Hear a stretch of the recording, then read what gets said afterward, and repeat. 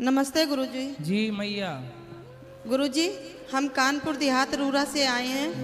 26 तारीख को जिस दिन शिवरात्रि थी, उस दिन मेरे लड़के ने धोखे से हम लोगों का घर ले लिया और मोहल्ले की लड़कियों से बहुत मरवाया हम लोगों को। स्टेशन पे, रूरा स्टेशन पे मैं जवान लड़की लेकर के, ये 23 साल की, मैं रोडों पे भटक रही हूँ। ना मेरे पास घर है और ना रहने का ठिकाना। मैं नौकरी किसने ले लिया? बेटे ने? बेटे ने करा है और धोखे से किया है उसने। मोहल्ले के लोगों का मतलब सहारा लेकर के और रिश्तेदारों का। तो मतलब आपका घर अपने नाम पे कर लिया बेटे ने? नाम नहीं है, मतलब डरावना जैसे धमकी भरा माहौल पैदा किया मेरी लड़की को। आपका बेटा क्या, कितना बड़ा, कितनी उम्र है? कुछ नहीं है सर, 22 साल का लड़का है। और उसकी फ़ोटो सर, ये देखा फ़ोटो, ये मेरी जवान लड़की। मैं 23 साल के लेके रोडों पे भटक रही हूँ। मुझे तब से बहुत परेशानी है। देखिए मेरी हालत कैसी होगी, ना मेरे पास कपड़े हैं। पति कहाँ आपके? वो साथ ही में दोनों लोग हैं। वो घरी की वजह से इन्होंने, मतलब उसको बेटी की भी चिंता मतलब नहीं। बेटे को मारना था 2-4 थप्पड़? कैसे मारे सर, उसका प्रशासन, मैंने योगी तक कार्रवाई की है सर। इसमें सारे एप्लीकेशन है, मौर्या तक की है और यहाँ तक थाने, मतलब छोटे से बड़े मेयर सबके पास से की है। अगर आपसे कोई कृपा हो जाए, हम अपना घर पाना चाहते हैं। मुझे तो बेटा आपका आपको बोल रहा है, तो आप लोग उसको बेटा है, उसको बिल्कुल अधिकार से उसको डांटो, मारो, 2-4 सर थप्पड़। अधिकार क्या, उसने जब इतना माहौल पैदा करके जब रोड पे मरवा सका, धमकी भरा। और कानून वहाँ जो रूरा थाना है, उसने वहाँ पैसा भर रखा है और हमारी रूरा थाने में कोई सुनवाई नहीं हो रही है। और एक बागेश्वर नाम से जुड़े हुए हैं हमारे घर के सामने, अमन शर्मा, वो अपना ये बागेश्वर धाम से जुड़े कम हैं और प्रचार ज़्यादा किए हैं।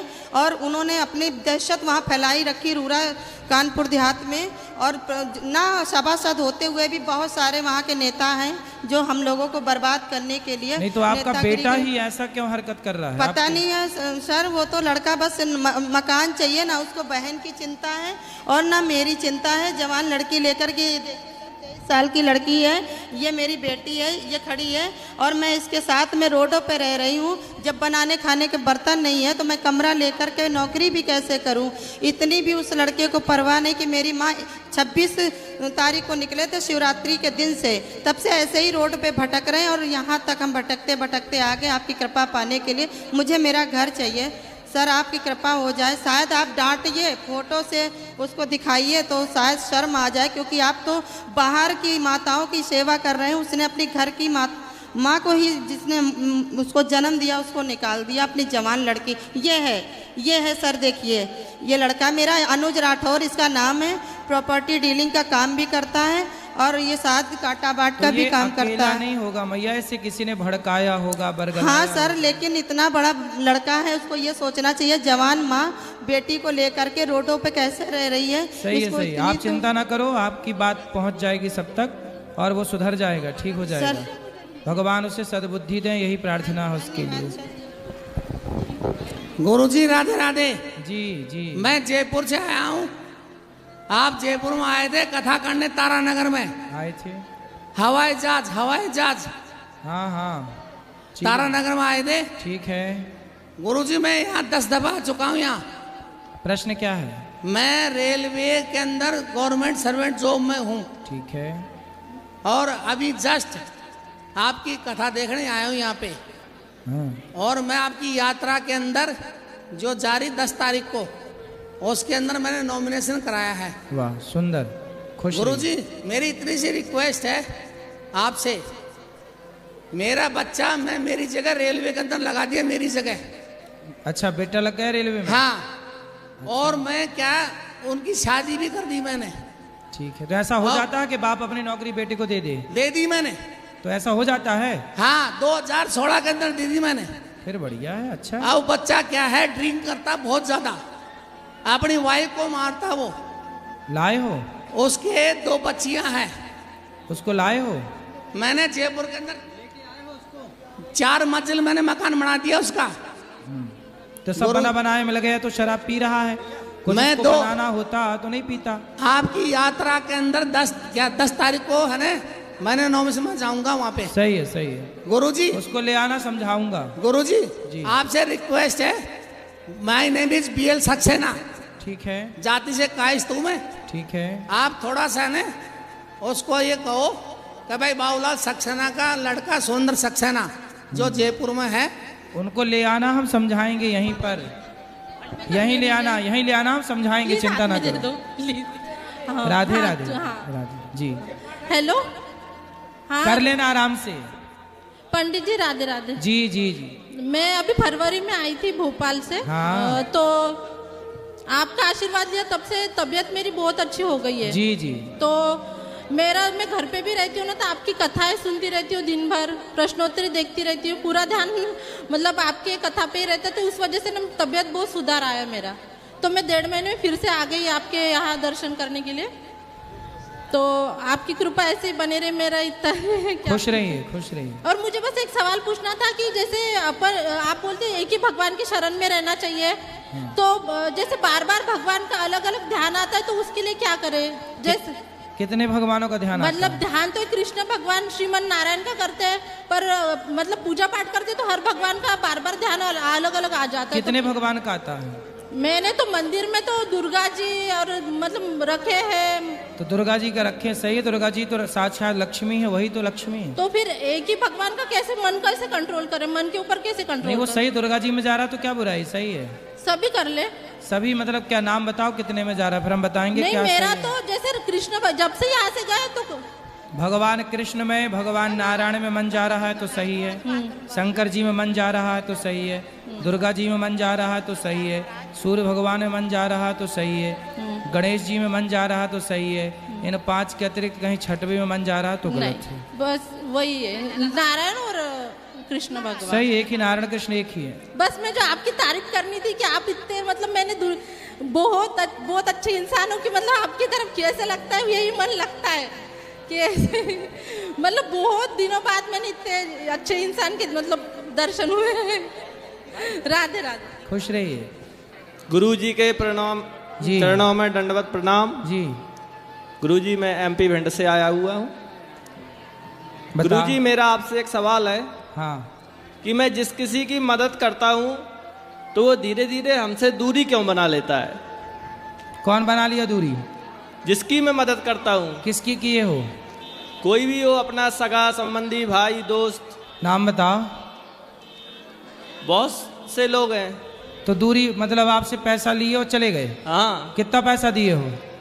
कोई नहीं, थोड़े बहुत लेते हैं और फिर फोन ही नहीं उठाते हैं। कितना दिए हो? 2000, 5000, 2000, 4000, 10,000 बस ऐसे ही बांटते रहते हो?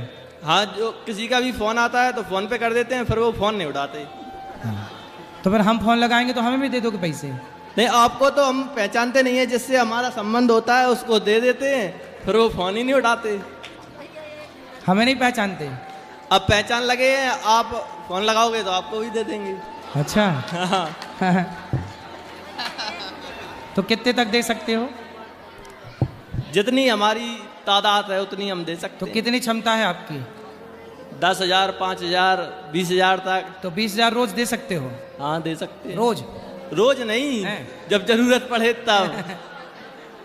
तो ऐसा है, देखो पैसे वैसे ना ज्यादा ना बांटो। हाँ दुनिया है पैसे लेके भूल जाती। जी गुरु जी। मदद करना चाहिए। हाँ मदद उतनी ही करो जितनी आप कर सकते हैं, जितनी से आपकी गाड़ी डगमगाने ना लग जाए। हाँ। तो आप पैसे की हेल्प उतनी ही करो जितने, ये सोचो आज के ज़माने पैसा देने के बाद लोग बहुत सारे ऐसे हैं जो लौटाते नहीं हैं। जी जी। तो आप ये सोच के दो कि ये आएगा नहीं वापस। हाँ, यही सोच के देता हूँ। हाँ, तो फिर आप ये सोच के यदि दे रहे हैं तो देते रहो, तो वरना फिर मेरा देना बंद कर दो। ये सवाल है गुरुजी कि मैं लोगों की इस तरीके से मदद करता रहूं या फिर मदद भाई करना। सबसे अच्छी मदद है किसी भूखे को भोजन करा दो, जी प्यासे को पानी दे दो। जी। पैसे तुमसे लेके लोग गांजा पी लेंगे, पैसा लेके तुमसे लोग शराब पी लेंगे। तुम्हारे दोस्त शराब पी लेते होंगे पैसा लेकर। नहीं गुरुजी, शराब वराब वालों को नहीं देते हैं। फिर किसको देते हो? जिनको जरूरत होती है वही ले जाते हैं। तो फिर बाद में वो लौटाते नहीं हैं। नहीं, कोई कोई लौटा देता है। फिर सही है, जो लौटा है उसको देते रहो, उससे लेन देन रखो, जो नहीं लौटा है उससे लेन देन बंद कर दो। जी जी, प्रणाम गुरुजी। खुश रहिए। राधे राधे गुरुजी। जी जी, मेरी एक बहन क्या? मेरी बहन का शादी सेट होता है, 8 महीने 9 महीना हो जाता है, टूट जाता है। किसकी? मेरी बहन की लड़की का। बहन की लड़की का ब्याह नहीं हो रहा है? नहीं, शादी लग करके टूट जाता है। तो क्यों टूट जाती है? अभी यही पता नहीं है, उनका पापा विकलांग है, कोई देख रेख वाल करने वाला भी नहीं है, किसी के साथ भेजती है, कोई बताता भी तो लड़की है। देखने सुनने में अच्छी है? हाँ लड़की सही है, पढ़ी लिखी है? हाँ पढ़ी लिखी है, कंप्यूटर सिलाई विलाई सारा चीज सीखी है। तो उसने अपने से कोई लड़का नहीं देखा? लड़का देखा जाता है 8 महीने, अभी 8-9 महीना हुआ, उसका उनका परिवार में जाकर के शादी काट दिया लोग, तोड़ दिया लोग। कोई बात नहीं, उसकी और अच्छी जगह होनी होगी। सर गुरुजी ऐसा बताइए ना, कोई उपाय बताइए कि वो कर सके लड़की। हो जाएगा। उससे बोला पीपल की पूजा करे, सवेरे जल चढ़ाए पीपल को, शाम को दीपक जलाए घी का, 21 दिन तक कम से कम करे ये रेगुलर। गुरुजी एक बात और है, मेरे परिवार में जैसे कि हम अपने घर के परिवार में कुछ नहीं जानते हैं, अगर मेरे घर में कोई बात हो जाए तो मैं कैसे कर सकती हूँ? आप क्या नहीं जानती हो? जैसे कि मेरी सास है, कुछ मेरे को बताती नहीं है, कोई चीज नहीं, किसी से बातें क्या करने सास देती ने हूँ। सोना कहाँ गड़ा रखा नहीं बता रही है? ये सब नहीं सर, हैं? ये सब नहीं। जैसे कि रिश्तेदारों में कोई बात हो, चाहे घर में पूजा पाठ होता है, ये मेरे को नहीं बताती। तो बताए ना, तो आप देख के सीख लो किस तिथि पर ये तो सारी। अब जैसे हम साथ में रहते हैं तो अपना ही करने लग जाते हैं, मेरे को बताती नहीं है। तो सास से बोलो कि तुम मर जाओगी तब कौन करेगा, इसलिए हमें सिखाओ। अब जैसे कि गोतनी जेठानी भी है, उनसे भी बातें नहीं करने देती है। कौन सास? हाँ। कितने साल की है? मेरी सास तो अभी उम्र कम से कम 70 चल रहा होगा। तो अभी ठीक ठाक है? हाँ ठीक ठाक। तो उससे जल्दी ले लो ज्ञान। बोलना कि आप दे दो, फिर मर जाओगी तो कौन बताएगा, ऐसे बोलना। सर एक बात और है, मेरे पति मतलब 2008 से तबीयत उनका खराब रहता है, उनका सांस का प्रॉब्लम है, उनको कोई बता दीजिए कुछ कर सके उनके बारे में। इलाज कराओ, डॉक्टर को बढ़िया से डॉक्टर को दिखाओ। जी चलो ठीक।